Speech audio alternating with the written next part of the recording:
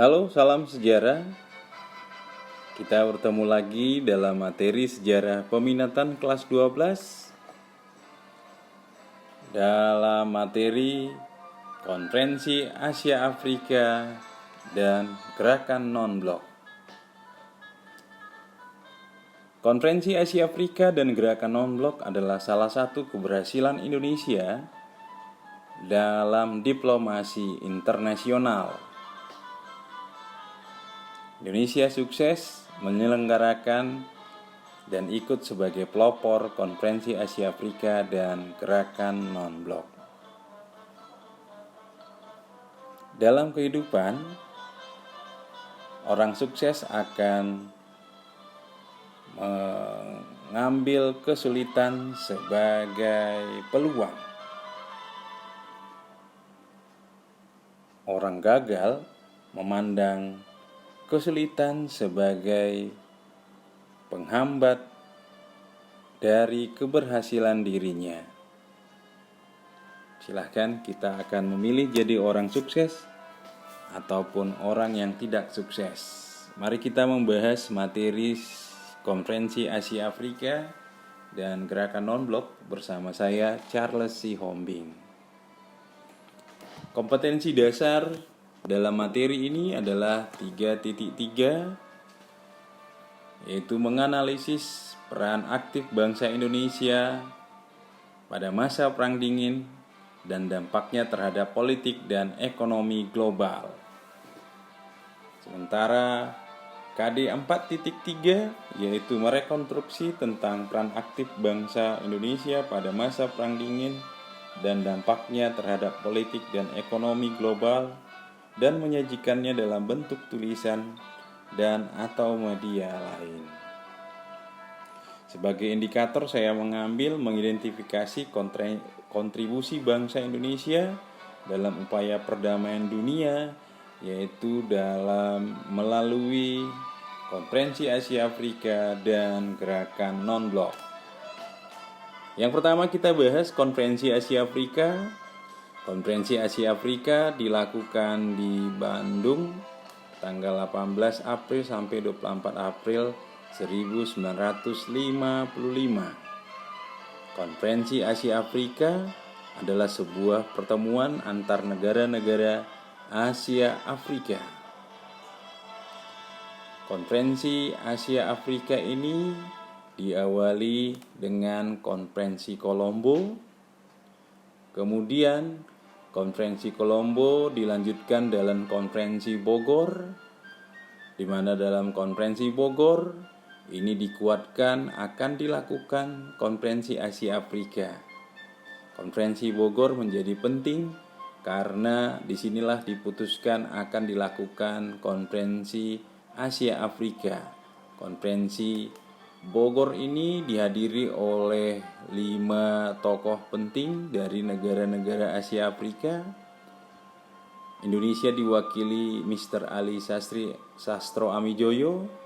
Kemudian India diwakili oleh Pandit Jawaharlal Nehru. Pakistan diwakili oleh Muhammad Ali. Myanmar diwakili oleh UNU. Dan Sri Lanka diwakili oleh Sir John Kotelawala. Dan kelima orang inilah yang nanti dianggap sebagai pendiri dari Konferensi Asia Afrika. Konferensi Asia Afrika itu dilatar belakangi adanya Perang Dingin, yaitu ketegangan dunia akibat persaingan antara dua blok Barat dan blok Timur yang dianggap mengancam perdamaian dunia. Latar belakang yang kedua, benua Asia dan benua Afrika mempunyai persamaan dalam bidang budaya, hubungan keturunan, agama, dan dasar-dasar dari filsafat antara Asia dan Afrika. Benua Asia dan Afrika dianggap mempunyai persamaan nasib, yaitu sama-sama dijajah oleh bangsa Eropa. Kemudian latar belakangnya adalah bahwa bangsa-bangsa di Asia dan Afrika yang baru merdeka ini mempunyai banyak masalah yang nanti memerlukan penanganan secara bersama. Sehingga bangsa-bangsa Afrika membutuhkan kerjasama. Itulah latar belakang dari Konferensi Asia Afrika. Dalam Konferensi Asia Afrika diundang 30 negara, yang hadir 29 negara. Salah satu negara, Zimbabwe, tidak bisa hadir gara-gara ada konflik di dalam negeri. Konferensi Asia Afrika mempunyai dampak bagi Indonesia, di mana Konferensi Asia Afrika menandatangani persetujuan penghapusan kewarganegaraan ganda antara Indonesia dan Republik Rakyat Cina. Jadi warga negaranya disuruh memilih salah satu negara saja, tidak boleh mempunyai kewarganegaraan yang ganda. Kemudian peserta dari Konferensi Asia Afrika itu mendukung Indonesia dalam proses perjuangan merebut kembali Papua, atau pada saat itu merebut Irian Barat. Dan ini disampaikan dalam forum PBB. Itu dampaknya bagi Indonesia. Bagi rakyat Asia Afrika, Konferensi Asia Afrika ini adalah menunjukkan bahwa perjuangan rakyat Asia Afrika akan semakin meningkat, terutama untuk negara-negara yang belum memperoleh kemerdekaan. Negara-negara Asia Afrika dianggap punya kedudukan dalam percaturan politik dunia karena berhasil menghimpun, berhasil melakukan pertemuan kerjasama dengan negara-negara Asia Afrika. Dampak yang terakhir adalah munculnya kerjasama dan hubungan yang baik antara negara Asia dan Afrika bidang ekonomi, sosial, dan budaya. Sementara untuk dampaknya bagi dunia internasional adalah ketegangan dunia semakin berkurang karena banyak negara-negara Asia dan Afrika memilih tidak masuk salah satu blok. Jadi ketegangan itu bisa dikurangi dengan adanya Konferensi Asia Afrika. Kemudian dampaknya bagi dunia internasional adalah negara Amerika Serikat dan Australia mulai menghapuskan politik diskriminasi rasialnya. Dan negara-negara yang masih menjajah di wilayah Asia Afrika mulai melepaskan daerah jajahannya. Ini dampaknya bagi dunia internasional. Indonesia berperan dalam Konferensi Asia Afrika. Yang pertama sebagai menggalang dalam kegiatan tersebut. Kemudian juga ikut aktif sebagai pelopor dan juga menyediakan diri sebagai tuan rumah dalam Konferensi Asia Afrika. Inilah dampaknya bagi bangsa Indonesia. Konferensi Asia Afrika dianggap berhasil, di mana negara-negara Asia dan Afrika ini berhasil mengurangi ketegangan dunia. Hal ini kelanjutannya kemudian muncul suatu keinginan membentuk suatu gerakan yang tidak memihak ke dalam satu blok yang bersaing antara blok barat dan blok timur. Nah, terwujud dalam gerakan non-blok atau the Non-Alliance Movement atau NAM. Gerakan non-blok didirikan oleh 5 tokoh.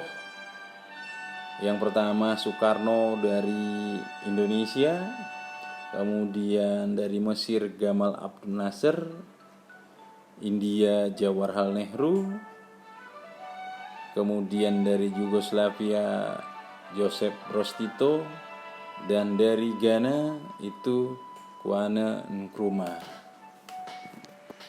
Gerakan non-blok dilatar belakangi oleh persaingan dua blok memperebutkan pengaruh di dunia, sehingga muncul kecemasan yang dialami oleh negara-negara yang ada di dunia, terutama negara yang baru merdeka, sehingga ada upaya untuk meredakan ketegangan tersebut. Kemudian gerakan non-blok ini didasari oleh adanya dokumen Brioni yang ditandatangani di Brioni di Yugoslavia. Dokumen Brioni ini ditandatangani oleh Joseph Broz Tito dan juga Gamal Abdel Nasser dan Jawaharlal Nehru.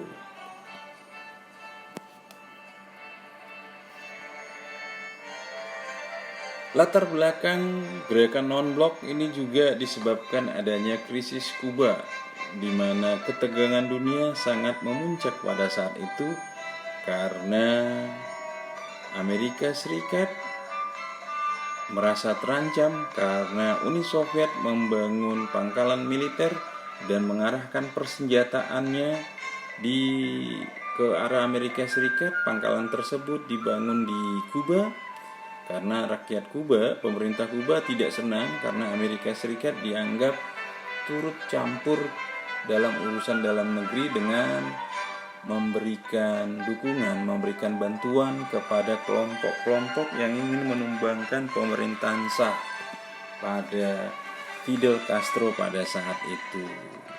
Untunglah ketegangan itu bisa diselesaikan dan Uni Soviet menarik mundur pasukan dan mengurangi persenjataan yang ada.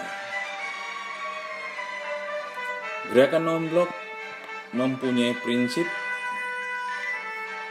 menghormati HAM, menghormati kedaulatan sebuah negara, mengakui persamaan, tidak campur tangan dalam urusan dalam negeri, menghormati hak tiap bangsa, sampai nanti menghormati setiap hukum dan kewajiban internasional. Gerakan non-blok bukanlah suatu gerakan untuk bersaing dengan negara-negara blok barat ataupun negara blok timur. Gerakan non-blok ini adalah gerakan tidak memihak, sebab dianggap nanti dengan tidak memihak maka akan mengurangi ketegangan dunia. Indonesia punya peranan dalam gerakan non-blok. Indonesia sebagai salah satu tokoh pemrakarsa melalui Soekarno. Juga Indonesia pernah menjadi tuan rumah KTT non-blok yang ke-10 di Jakarta tahun 1992. Dan gerakan non-blok ini mendapat pengaruh yang sangat positif untuk dunia internasional. Jadi pengaruh ini bisa dilihat dari warna biru dari seluruh dunia sebagai pendukung dan warna yang hitam yang tidak termasuk dalam blok atau dalam kelompok gerakan non-blok.